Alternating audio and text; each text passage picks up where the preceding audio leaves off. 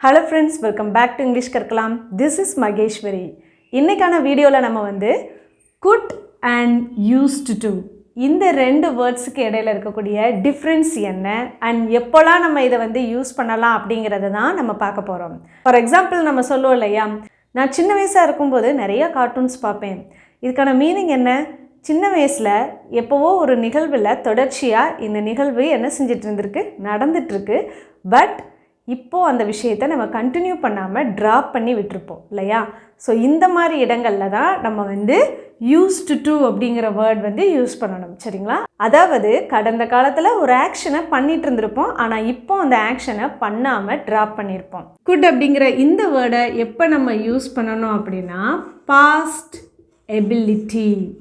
Good அப்படிங்கிறத நம்ம எப்போ யூஸ் பண்ணுவோம்? பாஸ்ட் எபிலிட்டிக்கு யூஸ் பண்ணுவோம். எபிலிட்டி அப்படின்னா என்னதுங்க? என்னால் ஒரு விஷயத்தை பண்ண முடியும் அப்படின்னு சொல்லும் பொழுது நம்ம வந்து எபிலிட்டி அப்படின்னு சொல்லுவோம் இல்லையா? ஏபிள், என்னால் முடியும், ஓகேங்களா? அப்படின்னா என்ன அர்த்தம்? கடந்த காலத்தில் என்னால் ஒரு விஷயத்தை பண்ண முடிஞ்சிருந்துச்சு, பட் இப்போ அந்த விஷயத்தை என்னால் பண்ண முடியல. யூஸ்டு டு எங்கே யூஸ் பண்ணணுங்க? Past habit. ஹேபிட் அப்படின்னா என்னதுங்க? நம்மளுக்கு இருக்கக்கூடிய பழக்கங்கள் இல்லையா? யூஸ்டு டு அப்படிங்கிறத ஹேபிட்டுக்கு யூஸ் பண்ணணும். அதுவும் கடந்த காலத்தில் நம்மளுக்கு சில பழக்க வழக்கங்கள் இருந்திருக்கும் இல்லையா? இதெல்லாம் நம்ம சொல்கிறதுக்கு நம்ம வந்து யூஸ்டு டு யூஸ் பண்ணணும். ஃபார் எக்ஸாம்பிள், நான் சின்ன வயசாக இருக்கும்போது காஃபி நிறையா குடிப்பேன், குழந்தையாக இருக்கும் பொழுது சாக்லேட்ஸ் நிறையா சாப்பிடுவேன், இந்த மாதிரிலாம் நம்ம சொல்லுவோம் இல்லையா? இதுதான் பாஸ்ட் ஹேபிட். ஸோ இந்த இடத்துல நம்ம யூஸ்டு டு யூஸ் பண்ணணும். இப்போ நம்ம இந்த ரெண்டு வேர்ட்ஸுக்கான சில எக்ஸாம்பிள் சென்டென்சஸை பார்க்கும் பொழுது இன்னும் உங்களுக்கு தெளிவாக புரிஞ்சிடும். அண்ட் வாங்க வீடியோக்குள்ளே போகலாம். அதுக்கு முன்னாடி நீங்கள் இன்னும் இங்கிலீஷ் கற்கலாம் சேனலை சப்ஸ்கிரைப் பண்ணாமல் இருக்கீங்கன்னா சப்ஸ்கிரைப் பண்ணிவிட்டு பெல் ஐக்கானை கிளிக் பண்ணுங்கள். ஃபர்ஸ்ட்டு நம்ம குட் அப்படிங்கிறத எங்கெல்லாம் யூஸ் பண்ணலாம் அப்படிங்கிறத பார்த்துடலாம். பொதுவாக வந்து கேன் அப்படின்னா முடியும் அப்படின்றது தான் அர்த்தம் இல்லையா? இந்த கேனோட பாஸ்ட் ஃபார்ம் அப்படின்றது தான் குட், சரிங்களா? இதை நம்ம எங்கே யூஸ் பண்ணலான்னு பார்த்தோம்? நம்மளுடைய பாஸ்ட் எபிலிட்டிஸ். கடந்த காலத்தில் என்னால் ஒரு விஷயத்தை பண்ண முடிஞ்சுது, ஆனால் இப்போது அந்த விஷயத்தை என்ன செய்ய முடியல, பண்ண முடியல அப்படிங்கிறப்போ நம்ம வந்து குட் வந்து யூஸ் பண்ணிக்கலாம், சரிங்களா? இப்போ இதோட ஸ்ட்ரக்சர் என்ன அப்படின்னா, ஃபஸ்ட்டு வந்து சப்ஜெக்ட் எழுதிக்கலாம், next could, then base verb. Base verb means V1 verb, சரிங்களா? இதுக்கடுத்து நம்ம ரிமைனிங் சென்டென்சஸை எழுதணும். அதை எப்படி எழுதணும் அப்படிங்கிறத நான் எக்ஸாம்பிள் சென்டென்ஸில் உங்களுக்கு சொல்கிறேன். எனக்கு 8 வயதாக இருந்தபோது என்னால் நீந்த முடிந்தது.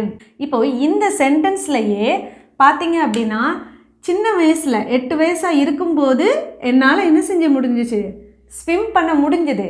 அண்ட் நவ் இப்போ என்னால் என்ன பண்ண முடியல, ஸ்விம் பண்ண முடியல. ஸோ கடந்த காலத்தில் என்னால் ஒரு விஷயத்தை பண்ண முடிஞ்சது அப்படிங்கிறது தான் இதோட மீனிங் இல்லையா?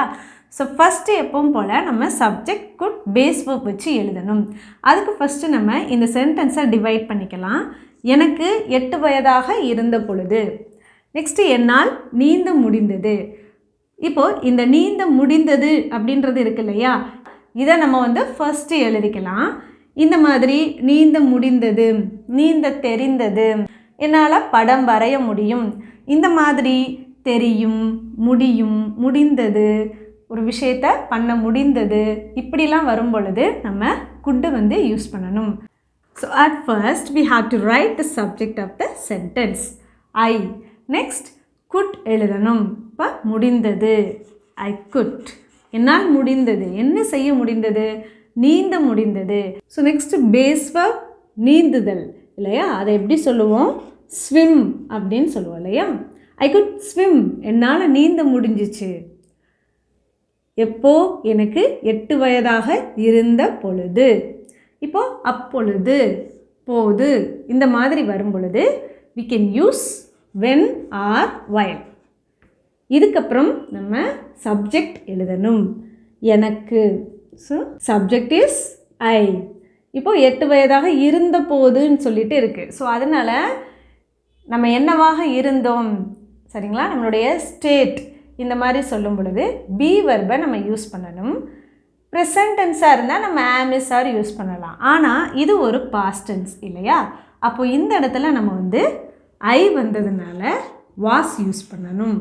when I was 8 வயது எப்படி சொல்லலாம்? 8. That's all. I could swim when I was 8.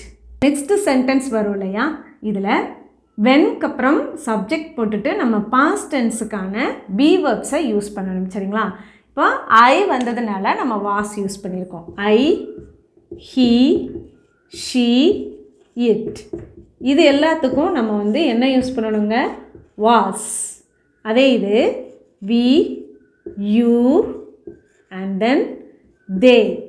இந்த இதுக்கெல்லாம் நம்ம வந்து வேர் யூஸ் பண்ணணும். சரிங்களா? இதுக்கடுத்து வென்க்கு அடுத்து சப்ஜெக்ட் அடுத்து இந்த பி வெர்பை நம்ம யூஸ் பண்ணணும். இப்போ நெக்ஸ்ட் சென்டென்ஸ் பாருங்கள். பள்ளியில் படிக்கும் பொழுது மீனுவிற்கு நடனம் தெரியும். ஸ்கூலில் படிக்கும் போதெல்லாம் மீனு நல்லா தான் டான்ஸ் ஆடுவா, ஆனால் இப்போல்லாம் என்னன்னு தெரில, அவளுக்கு டான்ஸ் ஆட தெரியலை. இந்த மாதிரிலாம் நம்ம சொல்லுவோம் இல்லையா? So past ability. இதே இந்த விஷயத்த அவங்க ஸ்கூல் படிக்கும்போது செஞ்சுக்கிட்டு இருந்தாங்க, ஆனால் இப்போ தெரிஞ்சும் அந்த விஷயத்தை நம்ம பண்ணலைன்னா யூஸ்டு டு யூஸ் பண்ணணும். சரிங்களா? ஃபஸ்ட்டு பள்ளியில் படிக்கும்போது மீனுவிற்கு நடனம் தெரியும். இப்போ இந்த இதில் இந்த சென்டென்ஸ்லேயும் சரி இதுலேயும் சரி நம்ம இந்த வென் யூஸ் பண்ணி எழுதுறத நம்ம ஸ்டார்டிங்கில் கூட எழுதலாம், அல்லது இதுக்கு அடுத்து குட் யூஸ் பண்ணதுக்கு அடுத்து கூட நம்ம எழுதலாம். இப்போ மீனுவிற்கு நடனம் தெரியும் அப்படிங்கிறத எழுதிடலாங்களா? இப்போ மீனு அப்படிங்கிறது subject, Meenu. Next could use பண்ணணுங்களா? ட்ரை பண்ணுங்கள் பார்க்கலாம். மீனு குட், தென் பேஸ் வேர்ப் எழுதணும். நடனம் தெரியும்னு சொல்லியிருக்கோம் இல்லையா? So dance. மீனு குட் டான்ஸ். நடனம் தெரியும். எப்போ தெரியும்னு சொல்லியிருக்கோம்? பள்ளியில் படிக்கும் பொழுது. அப்போ அப்பொழுது அப்படிங்கிறதுக்கு வென். இதுக்கடுத்து என்ன யூஸ் பண்ணணும்னு பார்த்தோங்க? சப்ஜெக்ட் இல்லையா? இப்போது ஷீ. ஏன் ஷீ யூஸ் பண்ணோம்? பிகாஸ் மீனு அப்படிங்கிறத நம்ம திருப்பி யூஸ் பண்ணணுன்ற அவசியம் இல்லை. ஷீ அப்படிங்கிற வேர்டை நம்ம வந்து யூஸ் பண்ணிக்கலாம். So when she. இதை எப்படி எழுதலாம்? When she was in school. It's all. See the next sentence. Vishnu இளமையாக இருந்த பொழுது வேகமாக ஓடக்கூடியவர். நம்ம சொல்லுவோம் இல்லையா? விஷ்ணு வந்து யங் ஏஜ்லலாம் நல்லா ஓடுவார், ஆனால் இப்போ என்னன்னு தெரில, அவரால் ஓடவே முடியல. ஸோ இப்போ இந்த சென்டென்ஸ் எழுதிடலாங்களா? ஃபஸ்ட்டு சொல்லுங்கள் பார்க்கலாம், என் கூடவே ட்ரை பண்ணுங்கள். Subject is S Vishnu. Next good எழுதிக்கலாம். ட்ரை பண்ணுங்கள் பார்க்கலாம். இப்போ இதில் நம்ம எந்த சென்டென்ஸை எழுத போகிறோம்? விஷ்ணு இளமையாக இருந்த பொழுது வேகமாக ஓடக்கூடியவர். ஸோ இதை தான் நம்ம இப்போது எழுத போகிறோம். நெக்ஸ்ட்டு பேஸ் வேர்ப் ஓடுவது இல்லையா? அதை எப்படி சொல்லுவோம்? ரன். அதுவும் எப்படி ஓடக்கூடியவர்? வேகமாக. Run fast. இப்போ இந்த சென்டென்ஸை நம்ம என்ன செஞ்சிட்டோம்? ஃபினிஷ் பண்ணிட்டோம். நெக்ஸ்ட்டு விஷ்ணு இளமையாக இருந்த பொழுது அப்படிங்கிறதுனால வென். இதுக்கடுத்து நம்ம சப்ஜெக்ட் யூஸ் பண்ணலாமா? சப்ஜெக்ட் என்ன யூஸ் பண்ணலாம் சொல்லுங்கள் பார்க்கலாம். விஷ்ணுன்றதை டைரெக்டாக யூஸ் பண்ணிடலாமா? You have to use here he. இருந்த பொழுது. So he was. இருந்தது. வாஸோட மீனிங் இங்கே என்னதுங்க? இருந்தார், இளமையாக இருந்தார். அப்போது யங்கர். அவர் இளமையாக இருந்தார். இப்போ வென் யூஸ் பண்ணதுனால இருந்த பொழுது. சரிங்களா?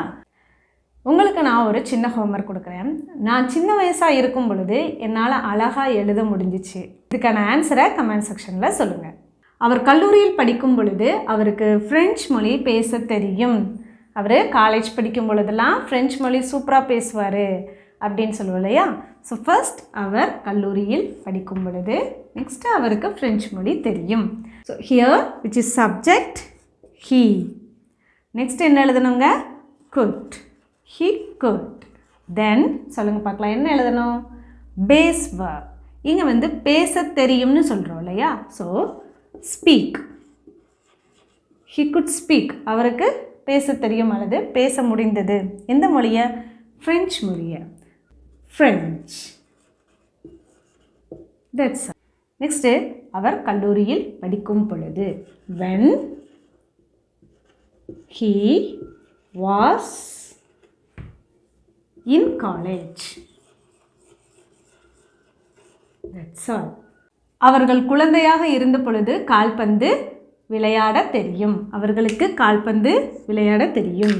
இப்போ நம்ம இதை டிவைட் பண்ணிக்கலாம். இப்போ அவர்களுக்கு கால்பந்து விளையாட தெரியும் அப்படிங்கிறத என்ன செய்ய போகிறோம், எழுத போகிறோம். ஸோ ஃபர்ஸ்ட் தே. நெக்ஸ்ட் என்ன வரும் சொல்லுங்கள் பார்க்கலாம். Good. It's very good. Next விளையாட தெரியும் அப்படிங்கிறது என்னதுங்க, பேஸ் வெர்ப். So play. எதனை விளையாட தெரியும், கால்பந்தை இல்லையா. So football. தே குட் ப்ளே ஃபுட்பால். இதுக்கப்புறம் இருந்த பொழுது அப்படிங்கிறத எழுத போகிறோம் இல்லையா. ஸோ வென் போட்டுட்டு நெக்ஸ்ட்டு சப்ஜெக்ட் சொல்லுங்கள் பார்க்கலாம். அவர்கள். தே குழந்தையாக இருந்த பொழுது. அப்போ இந்த இடத்துல தே வந்ததுனால என்ன பி வெர்ப் யூஸ் பண்ண போகிறோம், வேர். When they where kids. அவர்கள் குழந்தையாக இருந்த பொழுது அவர்களுக்கு கால்பந்து விளையாட முடிந்தது. அவள் இளமையாக இருந்த பொழுது அழகாக பாட முடிந்தது. அவள் யங்ஸ்டராக இருக்கும்போதெல்லாம் நல்லா பாட்டு பாடுவா. So shall we write this? இந்த சென்டென்ஸை நீங்கள் என் கூடவே என்ன செய்யுங்க, ட்ரை பண்ணிகிட்டே வாங்க. First she. Next could. She could. Then base verb பாட முடிந்தது, சிங். அதுவும் எப்படி பாட முடிஞ்சிச்சுன்னு சொன்னோம், அழகாக. அப்போ அது எப்படி எழுதலாம், பியூட்டிஃபுல்லி. ஓகே. நெக்ஸ்ட் வென் போட்டுட்டு தென் சப்ஜெக்ட் இஸ் ஷீ. தென் சொல்லுங்கள் பார்க்கலாம். இளமையாக இருந்த பொழுது. இப்போ ஷீ வந்ததுனால வாஸ். When she was. இளமை அப்படிங்கிறதுக்கு younger. Okay. Next we are going to see used to. First நம்ம சப்ஜெக்ட் எழுதிட்டு தென் used to அதுக்கப்புறம் பேஸ் வெர்ப் வந்து எழுதணும். சரிங்களா. used to அப்படிங்கிறத நம்ம எங்கே யூஸ் பண்ணலான்னு பார்த்தோம், நம்மளுடைய பாஸ்ட் ஹேபிட். பாஸ்ட்டில் நம்மளுக்கு ஒரு ஹேபிட் இருந்திருக்கும் இல்லையா, அதை நம்ம வந்து சொல்லும் பொழுது we can use used to. And also இந்த used to அப்படிங்கிறத நம்ம பாஸ்ட் ஆக்ஷன்ஸுக்கும் யூஸ் பண்ணிக்கலாம். இப்போ நான் சின்ன வயசில் நிறைய சாக்லேட் சாப்பிடுவேன். ஸோ இந்த இடத்துல என்ன நடந்திருக்கு, நம்மளுடைய ஹேபிட், சாக்லேட் சாப்பிட்றது ஒரு ஹேபிட்டாகவே இருந்திருக்கு. அதை நம்ம இப்போது சொல்லும் பொழுது சின்ன வயசாக இருக்கும்போது நிறைய சாக்லேட்ஸ்லாம் நான் சாப்பிடுவேன் அப்படின்னு சொல்லியிருக்கோம். ஸோ இந்த இடத்துலையும் பார்த்திங்க அப்படின்னா இருந்த பொழுது அப்படிங்கிறது மறைஞ்சு வந்திருக்கு. நான் சிறு வயதாக இருந்த பொழுது. சரிங்களா. அப்போது இது ஒரு சென்டென்ஸை பிரிச்சுக்கலாம். நிறைய சாக்லேட் சாப்பிடுவேன் அப்படிங்கிறது இன்னொரு சென்டென்ஸாக பிரிச்சுக்கலாம். இப்போ இதில் வந்து used to யூஸ் பண்ணி எழுதக்கூடிய சென்டென்ஸ் எது, இதிலே நான் சொல்லிட்டேன். இருந்த பொழுது அப்படின்றதுனால when யூஸ் பண்ணி எழுதுவோம். அதாவது நிறைய சாக்லேட் சாப்பிடுவேன் அப்படிங்கிறது நம்மளுடைய ஹேபிட்னு சொன்னோம். ஸோ இந்த இடத்துல தான் நம்ம இப்போ used to-வை யூஸ் பண்ண போகிறோம். அப்போது first subject I, then used to. I used to. இப்போ சாப்பிடுவேன் அப்படிங்கிறது base verb. I used to eat. எதை சாப்பிடுவேன், சாக்லேட். அதுவும் நிறைய சாக்லேட் சாப்பிடுவேன். Lots of chocolate. எப்போ சாப்பிடுவோன்னு சொல்லியிருக்கோம், சின்ன வயதில் இல்லையா. வென் ஐ வாஸ் ஸ்மால் அல்லது little. Okay. I used to eat lots of chocolate when I was small. நான் சிறு வயதாக இருந்த பொழுது நிறைய சாக்லேட்ஸ் சாப்பிடுவேன். ஓகே. தேர்வுகள் வரும் பொழுது அவர்கள் ஒன்றாக படிப்பார்கள். எப்போல்லாம் எக்ஸாம் வருதோ அப்போல்லாம் அவங்க சேர்ந்து உட்காந்து படிப்பாங்க. இது அவங்களுடைய ஹேபிட்டாகவே மாறிப்போச்சு இல்லையா. First we are going to divide this sentence. Then which is the subject, அவர்கள். So they. So you can try now. சொல்லுங்க பார்க்கலாம் என்ன வரும். Can you guess? Yes, used to. They used to. Then base verb ஒன்றாக படிப்பார்கள். So படிக்கிறதுக்கு study. அதுவும் ஒன்றா படிப்பாங்க இல்லையா. அப்போது டுகெதர். டுகெதர் அப்படின்னா என்னதுங்க, ஒன்றாக. So that's all. தேர்வுகள் வரும் பொழுது. அப்பொழுது அப்படிங்கிறதுக்கு when. எக்ஸாம்ஸ். came. ஓகே. தேர்வுகள் வரும் பொழுது அவர்கள் ஒன்றாக படிப்பார்கள். நான் சிறு வயதில் கிரிக்கெட் விளையாடுவேன். இப்போது இந்த சென்டென்ஸ் உங்களுக்கு பார்க்கும் பொழுது நம்ம குட் யூஸ் பண்ணி எழுதுகிற மாதிரி இருக்கு இல்லையா?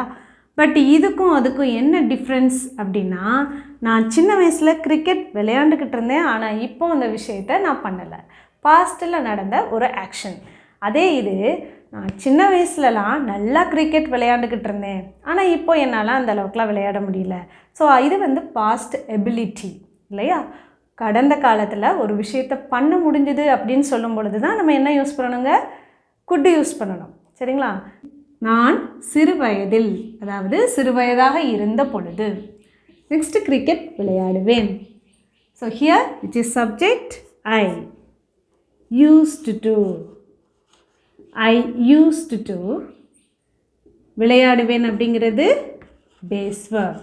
Play cricket. That's all. நான் கிரிக்கெட் விளையாடுவேன், அதாவது விளையாடி கொண்டு இருந்தேன். முந்திலாம் நான் விளையாண்டுட்டு இருந்தேன் அப்படின்னு சொல்லுவோம் இல்லையா? நான் சிறு வயதில். So when I was young child. Okay. அவள் சோகமாக இருக்கும்போதெல்லாம் லஞ்சு சாப்பிடாமல் இருந்தா. இதை வந்து இங்கிலீஷில் எப்படி சொல்லலாம் அப்படிங்கிறத கமெண்ட் செக்ஷனில் சொல்லுங்கள். விடுமுறை நாட்களில் எங்கள் கிராமத்திற்கு செல்வோம். ஸோ விடுமுறை நாட்களின் பொழுது. நெக்ஸ்ட்டு எங்கள் கிராமத்திற்கு செல்வோம். இதோட subject we. Used to. Next base verb. கிராமத்திற்கு செல்வோம். இப்போ நம்ம கிராமத்தை போய் பார்க்க போகிறோம் இல்லையா? So visit. நெக்ஸ்ட் என்ன எழுதணும்? கிராமம். We used to visit our village. எப்போ பார்க்குறதா சொல்லியிருக்கோம்? விடுமுறை நாட்களில். when we had holidays. Next நாங்கள் நகைச்சுவை நிகழ்ச்சிகளை பார்க்கும் பொழுது சத்தமாக சிரிப்போம். நாங்கள் எப்போல்லாம் நகைச்சுவை நிகழ்ச்சியை பார்க்குறோமோ அப்போல்லாம் ரொம்ப சத்தமாக சிரிப்போம். So we can divide into 2 sentences. சத்தமாக சிரிப்போம். So here we is a subject. used to. Next சிரிப்போம் இல்லையா? laugh. அதுவும் எப்படி? சத்தமாக. loudly. when we. இப்போ இங்கே இந்த இடத்துல பார்க்கும் பொழுதுன்னு சொல்லியிருக்கோம் இல்லையா? So this is verb watched. past tense இல்லையா? So we have to use here past, simple past tense. when we watched, எதனை பார்க்கும் பொழுது? நகைச்சுவை நிகழ்ச்சிகளை. comedy shows. இப்போ உங்களுக்கான ஒரு சின்ன ஹோம்ஒர்க். எங்கள் தாத்தாவை போய் பார்க்கும் பொழுதெல்லாம் எங்கள் தாத்தா எங்களுக்கு ஸ்டோரிஸ் சொல்லுவாங்க. ஸோ இதை எப்படி இங்கிலீஷில் சொல்லலாம் அப்படிங்கிறத கமெண்ட் செக்ஷனில் சொல்லுங்கள். ஹோப் இந்த வீடியோ கண்டிப்பாக உங்களுக்கு யூஸ்ஃபுல்லாக இருந்திருக்கும்னு நினைக்கிறேன். வீடியோ பிடிச்சிருந்தால் மறக்காமல் சேனலுக்கு ஒரு லைக் பண்ணி உங்களுடைய ஃப்ரெண்ட்ஸ் அண்ட் ஃபேமிலிஸ்க்கும் ஷேர் பண்ணுங்கள். தேங்க்யூ.